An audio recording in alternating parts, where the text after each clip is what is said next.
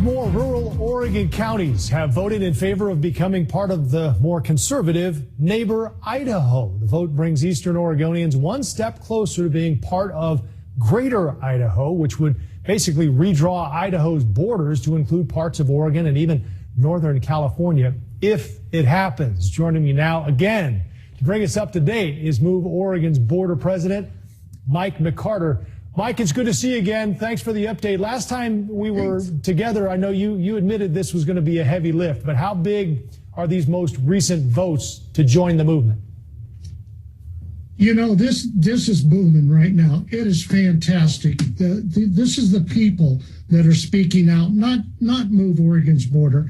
It's got a life of its own, and people are starting to listen to what the citizens of rural county are saying. Average of 62% win across 5 counties. This is fantastic. We're going to continue on. We're going to keep talking to our counties. We've got another 4 or 5 that are coming up on the next election. Momentum is building, and people are voicing their vote. How many more counties need to vote, Mike? You know, there's not a need to vote.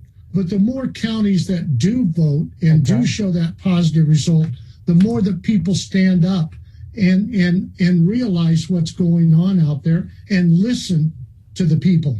So what is the vote actually? I'm sorry, go ahead, finish. No, that's go ahead. You know, there's a cultural divide right now between rural Oregon and urban Oregon. That's as big as the Grand Canyon. And rural Oregonians, they want to get their voice out and let the people that are sitting on the sidelines hear what's going on from the voters.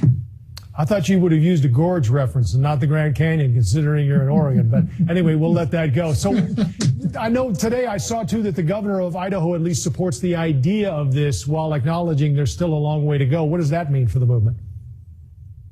That's great. You know, it's going to take the acceptance of the Idaho citizens and the Idaho legislature to allow this to happen.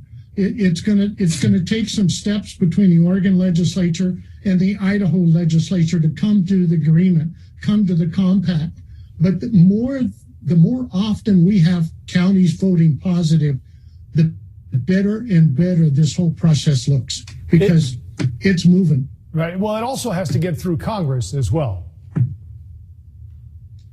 Agreed. You know, but normally in the past, when there's been a compact, an agreement between 2 states about adjusting the borders, our borders are arbitrary. They're not cast in stone by any means. So once the 2 states agree to it, it goes to Congress, and there's no real change in the mix of senators there. So there should be no reason why it would not be passed in Congress. So what happens next, Mike? We just keep working at it. You know, now that COVID is releasing some of its restraints on us, that we can get out into the county fairs, the rodeos, talking to the people. There are new counties that are going to be coming on and wanting to vote. They want to vote even if it's against it. And that's the way a representative government should work.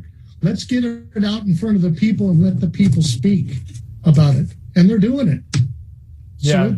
So it's incredible right now. Yeah, I can hear the difference in your voice, Mike, because again, the last time we talked, it seemed like you knew this was going to be almost a long shot.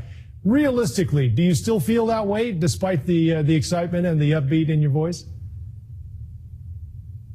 Oh yes. Oh, by far. You know, it's a possibility. But again, if you don't try, how do you find out what's going to happen with it?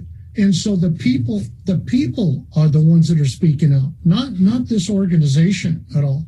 It's the citizens of rural Oregon that say, enough.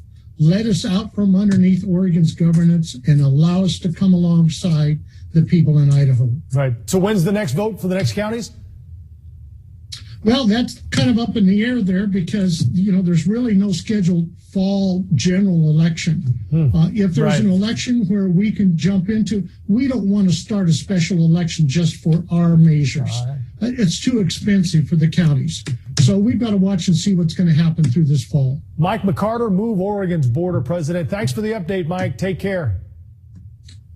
Anytime. Thank you very much for having us on. You bet. It's been fun to follow, and we will continue to do that. Mike, take care and have a good night. Have a good night to you. Time now for our Bite of the Night. Actor and comedian